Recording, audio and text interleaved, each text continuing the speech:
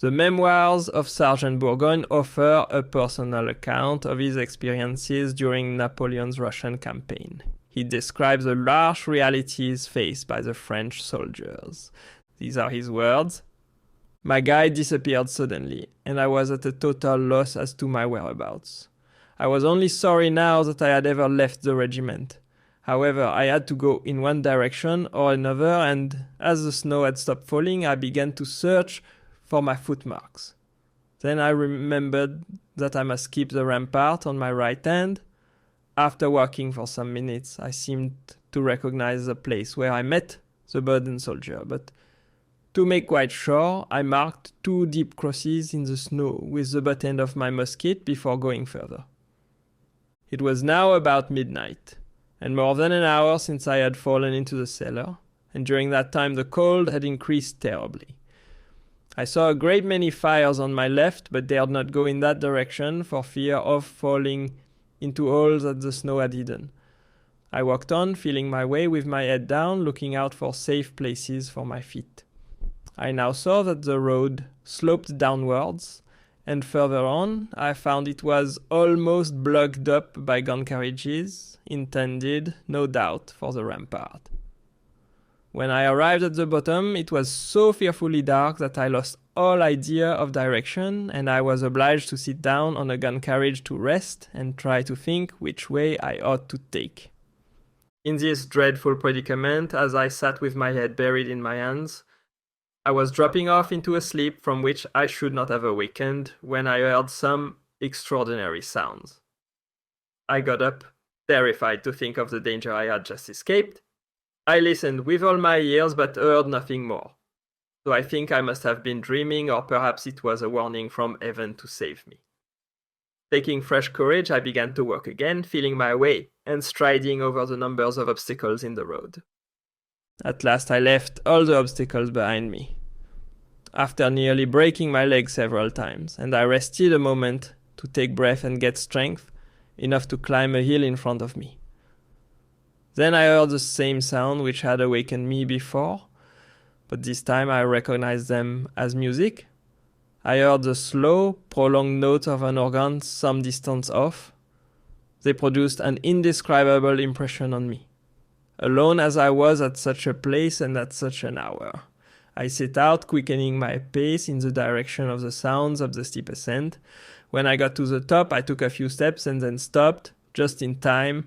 Another step, and I would have fallen from top to bottom of the rampart, more than 50 feet onto the banks of the Boris Sten.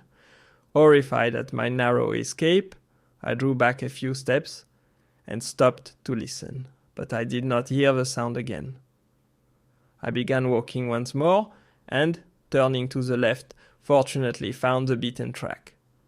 Slowly and cautiously I advanced, holding my head well up, my ears open for any sound, and at last I made up my mind that the music had been an hallucination. In our present dreadful circumstances, how could such music have been possible? And above all, at such an hour. Reflecting as I walked, my right foot, which was already half frozen and giving me some pain, struck against something hard. I cried out with the pain and fell all my length over a dead body, its face touching mine. I raised myself with great difficulty and saw that it was the body of a dragoon, his helmet still strapped on and his cloak on which he had fallen. He had probably not been there long. My cry of pain was heard by a man on my right, who called out to me to go to him as he had been waiting for so long. I was surprised and very glad to find a human being when I thought I was quite alone, and I went in the direction of the voice. The nearer I got to it, the better I seemed to recognize it, and at last I cried, "Is it you, Belloc?" "Yes," he called back. He was as much surprised as I was at our meeting at this time of night in such a desolate spot, and knowing no more than I did where we were. He had at first taken me for a corporal who had gone to get men on extra duty to help carry the sick who had been left at the gates. They had been got so far, but then it had been necessary to send for more help. I told him how I had been lost and of my adventure in the cellar, but I dared not say anything of the music I had heard, fearing he would say I was out of my mind. He begged me to stay with him, and I was glad to do so. Then he asked me why I had cried out, and I told him of my fall onto the dragoon and how my face had touched his. "Were you very frightened, poor fellow?" "No," I said, "but I hurt myself horribly." "It was lucky for you," he said, "that you were so badly hurt as to cry out, as you might have passed on and never found me." We stamped backward and forwards to keep ourselves warm while we waited for the men who were to carry away the sick. The poor fellows were lying on a sheepskin, propped up one against another and covered with the cloak and coat of a dead man. They seemed in a terrible condition. "I am afraid," Belloc said, "that we shall not have the trouble of taking them away." We heard them murmur and breathe from time to time, but these were the last efforts of dying men. While the fearful death rattle was going on near us, the aerial music began again, but this time much nearer. I called Belloc's attention to it and told him of the strange things that had happened to me when I heard the sounds before. Then he said that at intervals he had heard the music too, and could not make it out. Sometimes it made an infernal racket, and if men were amusing themselves in that way, they must have the devil inside them. Then, coming closer to me, he said in a low voice, "My friend, these sounds are very like death music. Death is all around us, and I have a presentiment that in a few days I shall be dead too." Then he added, "May God's will be done, but the suffering seems too great. Look at those poor wretches," pointing to two men lying in the snow. I said nothing, for I thought just as he did. He stopped speaking, and we listened attentively, in a silence only broken by the heavy breathing of a dying man. Suddenly, my companion said, "To my mind, the sounds seem to come from above." As he said so, the sounds did certainly seem to come from just over our heads. All at once, the noise ceased, and an awful silence followed, broken only by a mournful cry, the last breath of one of our men. Just then, we heard footsteps, and the corporal came up with 8 men to carry away the 2 who were dying. As there was now only one, he was removed at once, covered with his dead companion's clothes, and we all set out. It was now past 1 o'clock, the wind had dropped, and the cold in consequence was not so great, but I was so worn out that I could walk no longer. Besides, I was so terribly tired that several times Belloc found me standing asleep in the road. He had told me where to find Granger, the men of his company in charge of the only cart the marshal had left remaining had seen their comrades, and had recognized the cart placed at the marshal's door. When we got to the place where we left the rampart, I parted from the funeral cortege and decided to follow the new way pointed out to me. I had not been alone a minute when the cursed music started again. I stopped, and raising my head to listen better, I saw a light in front of me. As I walked on towards the light, the road descended rapidly and the light disappeared. In spite of this, I continued, but was stopped almost directly by a wall in front of me and was forced to retrace my steps. I turned first to the right, then to the left, and found myself in a street of ruined houses. I strode on quickly, still guided by the music. At the end of the street, there was a building lighted up, from which the sounds evidently came. There I was, stopped by a wall surrounding the building, which I now saw was a church. Tired as I was, I wished to avoid going all around the wall to find an opening, and I decided to climb over it, feeling the depth on the other side with my musket. As it was not more than 3 or 4 feet, I climbed to the top and jumped down, and striking some round object with my feet, I fell.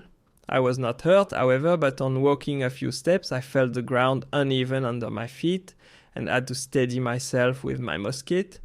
I then became aware of the fact that more than 200 dead bodies lay on the ground, barely covered with snow. As I stumbled along, picking my way among the legs and arms of the bodies, a melancholy chant arose, like the office for the dead. Belloc's words came back to me, and I broke out into a cold sweat, not knowing where I was and what I was about. I found myself at last leaning against the church wall. I came to myself in a bit, in spite of the diabolical noise, and walked on with one hand against the wall, at length finding an open door through which came a thick smoke. I went in and saw a great number of people who, in the dense smoke, looked like shadows.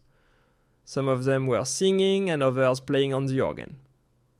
All at once, a great flame burst forth, and the smoke disappeared. I looked around to see where I was. One of the singers came up to me and cried out, "It's our sergeant!" He had recognized my bare skin, and I saw, to my immense surprise, all the men of my company. I was on the point of questioning them when one of them offered me a silver cup full of brandy. They were all fearfully drunk.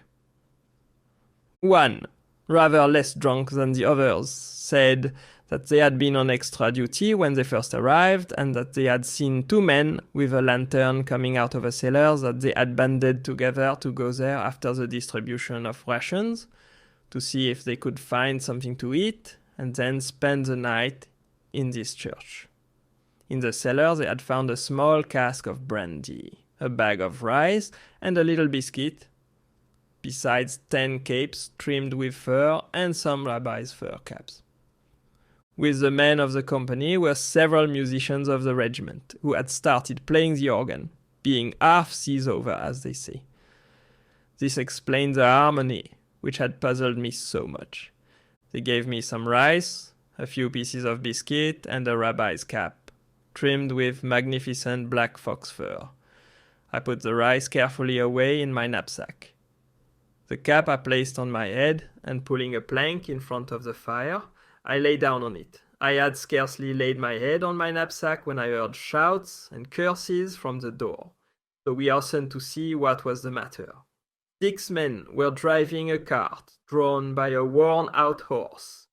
The cart was filled with dead bodies to be left behind the church, with the others I had seen there.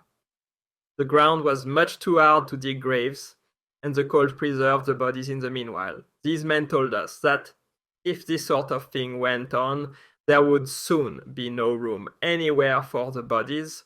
All the churches were used as hospitals and were filled with the sick, whom it was impossible to help. This was the only church not full of them, and the dead had been laid here for the last few days. From the time that the column of the Grand Army had made its appearance, they had been unable to supply transport for the men who died as soon as they arrived. After hearing all this, I lay down again. These ambulance men asked us if they might spend the rest of the night with us. They unharnessed their horse and brought him into the church. I slept pretty well for the remainder of the night, but was awakened before daylight by the shrieks of an unfortunate musician who had just broken his leg coming down from the organ loft where he had slept. The men below had taken away some of the steps during the night to make a fire. The poor devil had a terrible fall and it was impossible for him to walk. Most probably, he never left the church. When I got up, nearly all the men were roasting meat on the point of their swords. I asked them where the meat came from, and they replied it was a horse who had drawn the dead cart, and that they had killed him while the ambulance men were asleep. I don't blame them for doing it. One must live somehow. An hour afterward, when a good quarter of the horse had disappeared, one of the undertakers told his companion what we had done. They were furious and threatened to inform the chief director of the hospitals. We went on eating calmly, saying it was a pity he was so thin and that half a dozen like him would be wanted for rations for the regiment. They went off threatening us, and in revenge, they threw the 7 corpses they had in their cart right in the doorway, so that we were obliged to climb over them to get out. These ambulance men had not been through the campaign or felt the want of anything, and they did not know that for the last few days we had lived on any horses we could find. When I got ready to go back to my regiment, it was 7 o'clock. I told the 14 men that were there that they must collect together and arrive in good order. We first had some very good purée de cheval au riz. After that, giving them the bag containing the Jews' fur capes to carry, we left the church, which was already filling with newcomers.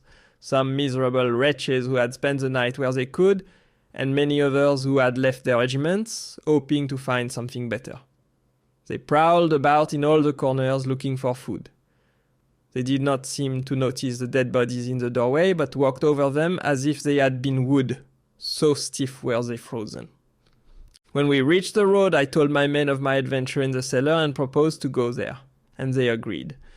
We found the way quite easily, for we had as signposts, first the man whom Belloca had left dead, and then the dragoon over whom I had fallen, and who, I now saw, was without his cloak and his boots.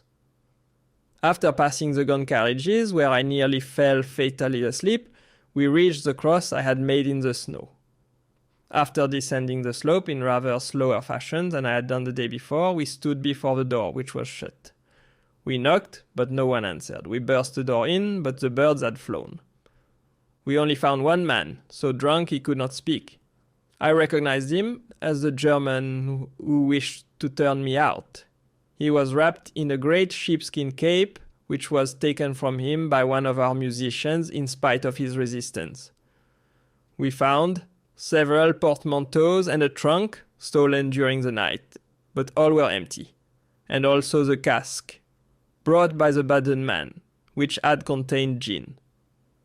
Before going on to the camp, I noticed our position and was surprised to find that, although I had walked so much during the night, I had been no distance. I had simply walked round and round the church. We then went back to the camp. As we went, I met several men of our regiment, whom I joined to those already with me. Just afterwards, I saw a non-commissioned officer in the distance, whom by his white knapsack, I recognized at once as the very man I was looking for. Granger. I had embraced him before he knew who I was. I had altered so much.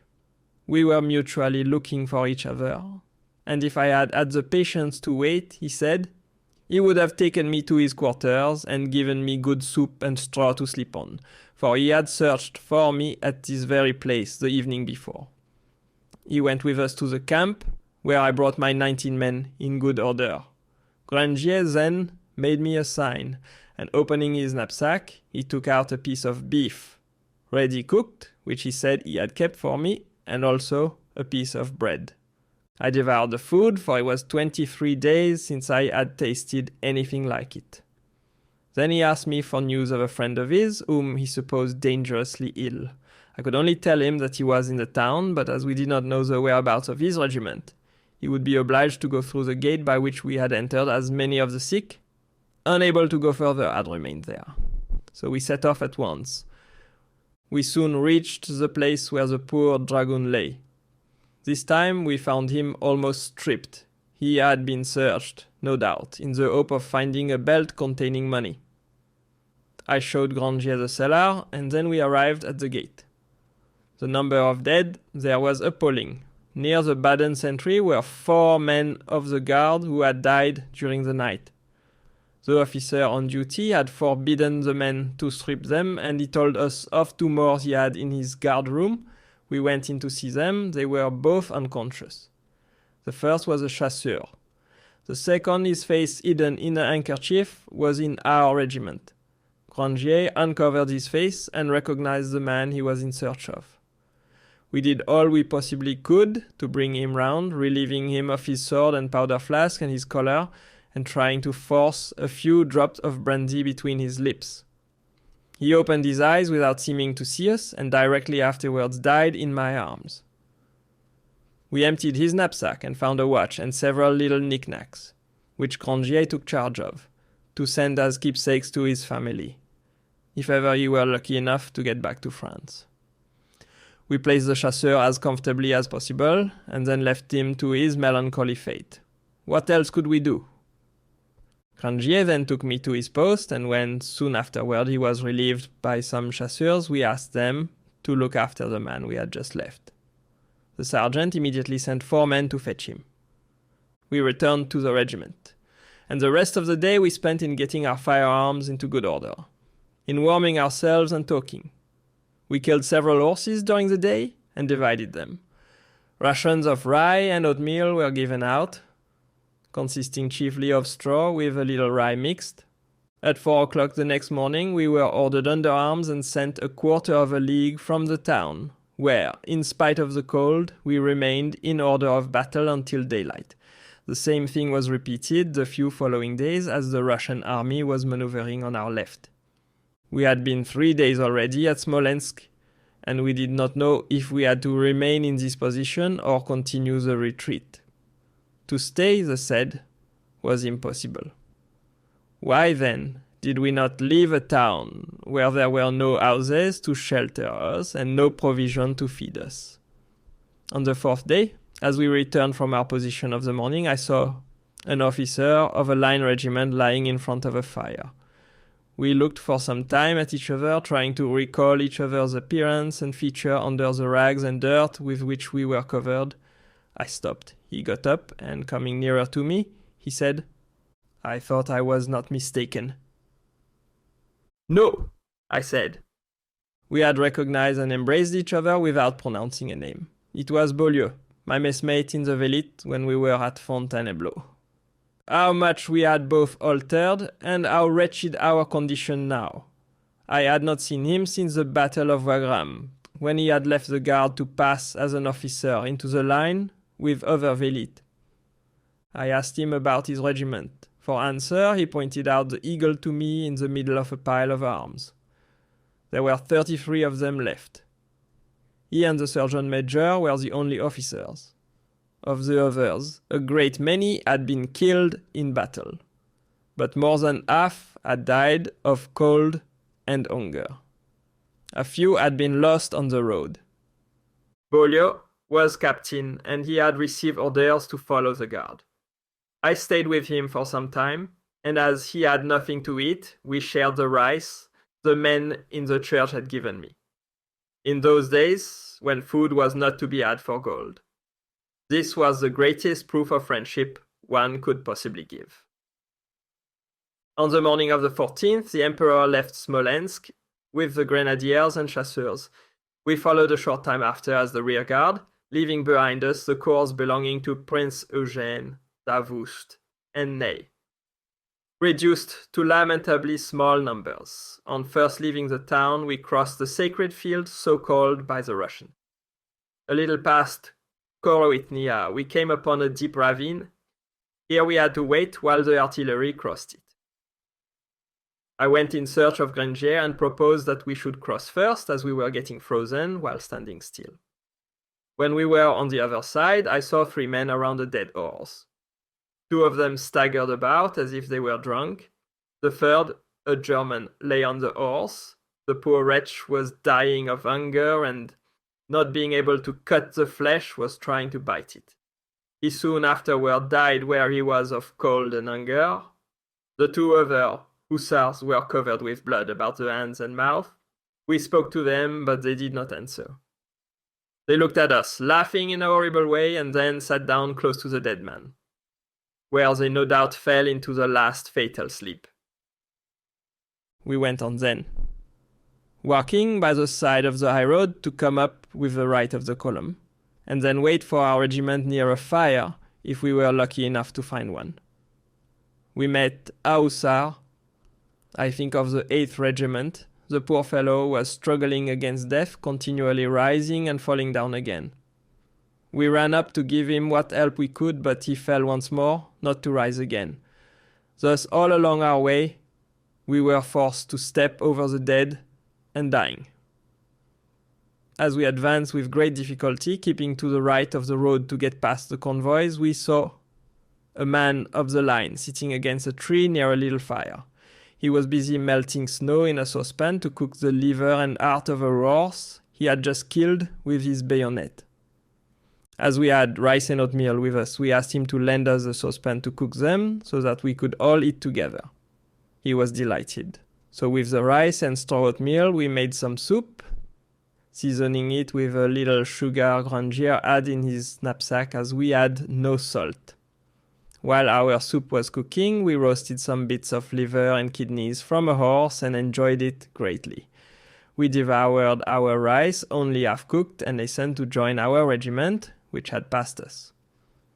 That night the Emperor slept at Koruitnia, and we in a wood a short distance off. The next day we set out very early so as to reach Krasnoye.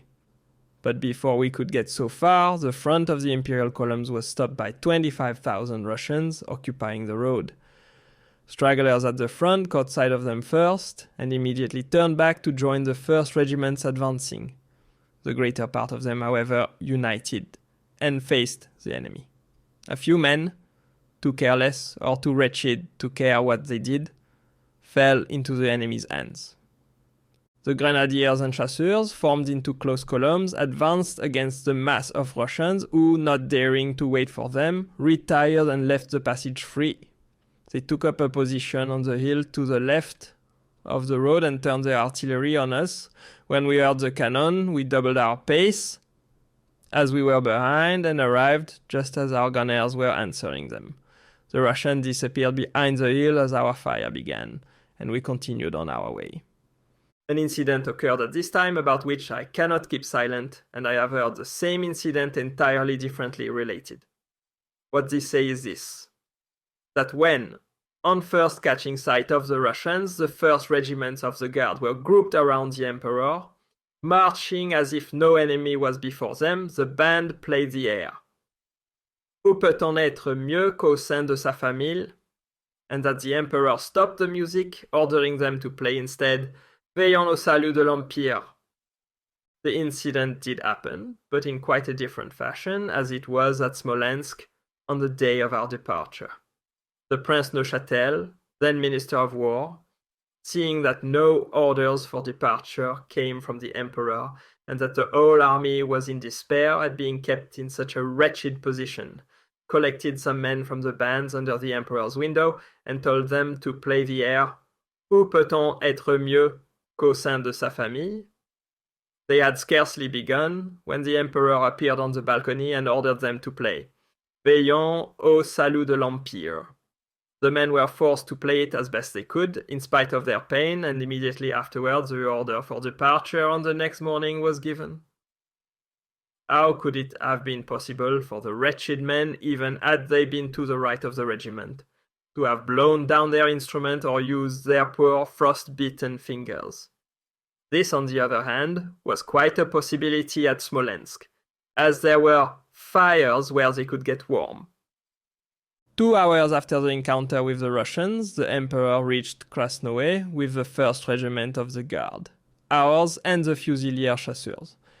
We camped behind the town. I was on guard with 15 men at General Roguet's quarters, a miserable house in the town thatched with straw. I put my men in a stable, thinking myself in luck to be under cover and near a fire we had just lighted, but it turned out quite otherwise. While we were in Krasnoye and the immediate neighborhood, the Russians, 90,000 strong, surrounded us, to right, to left, in front and behind, nothing but Russians, thinking, no doubt, they could soon finish us off. But the Emperor wished to show them it was not quite so easy a thing as they imagined, for although we were most wretched and dying of cold and hunger, we still possessed 2 things, courage and honor. The Emperor, therefore, annoyed at seeing himself followed by this horde of barbarians and savages, decided to rid himself of them. On the evening of our arrival, General Roguet received order to attack, during the night taking with him part of the guard, the Fusilier Chasseurs, the Grenadiers, the light companies and skirmishers. At 11 o'clock, a few detachments were sent on first to reconnoiter and find out exactly where the Russians lay. We could see their campfires in the 2 villages they held. They seemed to have expected us, for some were already prepared to receive us. That concludes the 8th part of the story. Thank you very much for listening. Please subscribe for more episodes and leave a comment.